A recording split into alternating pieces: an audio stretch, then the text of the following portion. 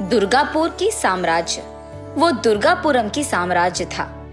उस साम्राज्य के एकदम बीच में ऊंची पर्वत पे बहुत ही सुंदर महल को स्थापित किया है सिम्हापुरी के वंशकों ने। अब उस साम्राज्य का पालन कर रहा है विजय सिम्हा। महल पे खड़ा होकर देखा जाए तो सारा साम्राज्य दिख जाएगा। इसी वजह से उसको निर्मित किया था पूर्विकों ने। विजय बहुत ही शक्तिशाली था। वो जिस भी साम्राज्य पे दंड यात्रा करे वो साम्राज्य उसका हो जाता था।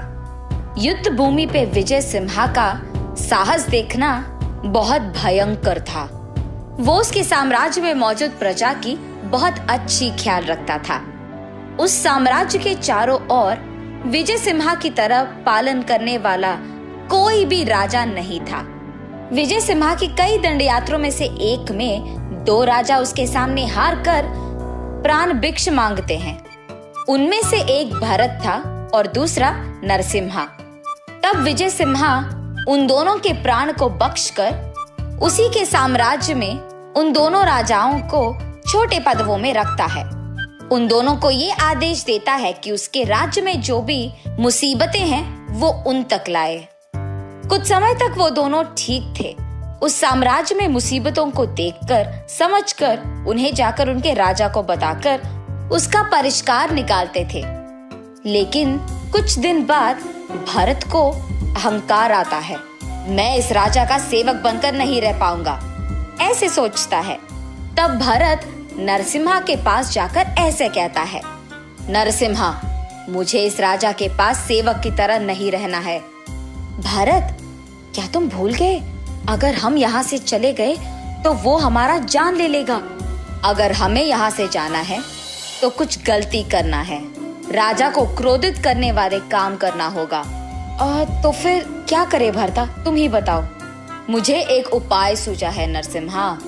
ऐसे नरसिम्हा को उसका उपाय बताता है भरत।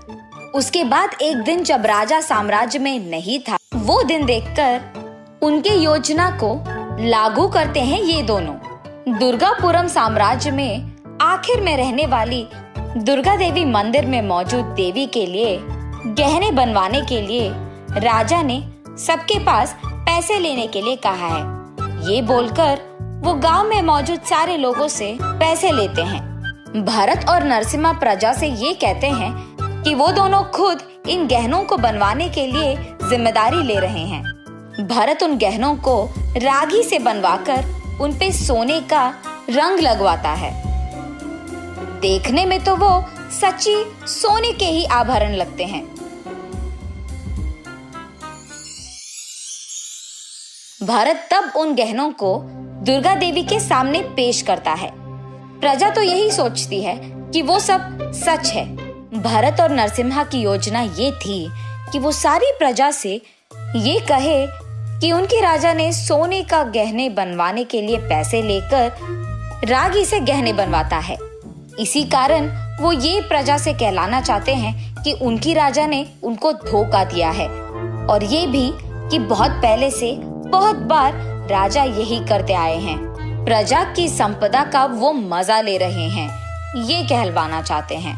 इनके बुरे विचार तो ये थे कि प्रजा में राजा के खिलाफ जहर भरे। एक दिन राजा मंदिर आकर दुर्गा देवी को पहनाए गहनों को देखते हैं। पहली बार में उन्हें पता चलता है कि वो सोने के गहने नहीं हैं। उसके बाद प्रजा में मौजूद कुछ लोगों से राजा को पता चलता है कि क्या हुआ है। सच जाने के बाद राजा भरत और नरसिम्हा को बुलवाकर साम्राज्य के एकदम बीच में उन दोनों को पेड़ पे रस्सी से बांधकर उन दोनों के धोखे को प्रजा के सामने बाहर लाते हैं। और उसी प्रजा के सामने उनको शिक्षा भी मिलता है। शिक्षा ये थी कि उन दोनों को बहुत मेहनत करके माँ दुर्गा के लिए सच्ची सोने के गहने बनाना होगा। ऐसे बहुत दिन भरत और नरसिम्हा उसी साम्राज्य में बहुत मेहनत करके माँ दुर्गा के लिए अच्छी गहने बनवाते हैं।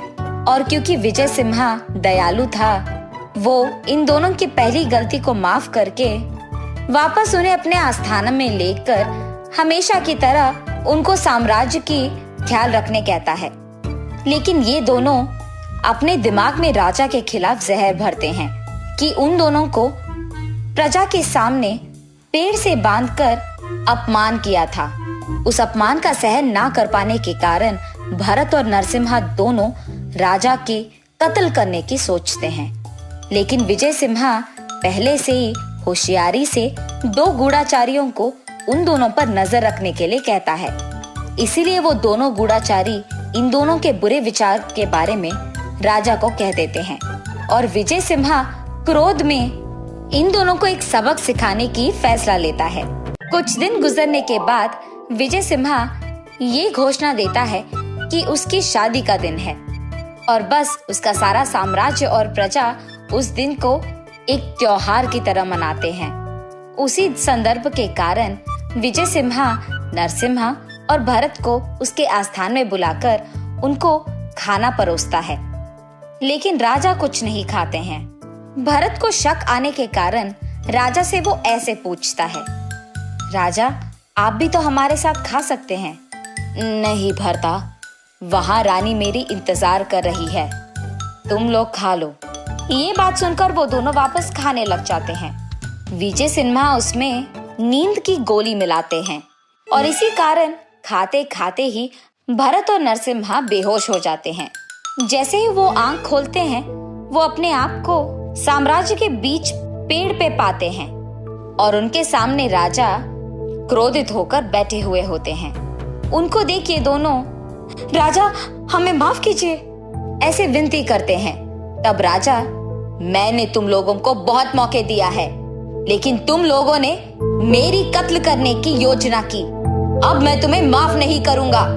ये कहकर विजय सिम्हा उन दोनों को एक बड़े पत्थर को उनके पीठ पे बांधकर सारी जिंदगी उनको कारागार में रखने की आदेश देते हैं। अब से अगर मेरे साम्राज्य में किसी ने छोटी सी भी गलती की तो उनको ऐसे ही शिक्षा मिलेगी। ये कहकर वो अपने घोड़े पे बैठकर गुस्से में वहां से चले जाते हैं। इस कहानी का नैतिक है बदलाव। जिंदगी में सबको बदलने की आवश्यकता होती है और उसी के मौके भी मिलते हैं। अगर हम तब भी नहीं बदले तो कहानी खत्म हो जाती है। इस कहानी में भरत और नरसिम्हा को एक मौका प्राणभिक्ष के रूप में मिलती है, लेकिन उन्होंने उस मौके का फायदा उठाया, इसीलिए अंत में उन्हें शिक्षा ही मिली है।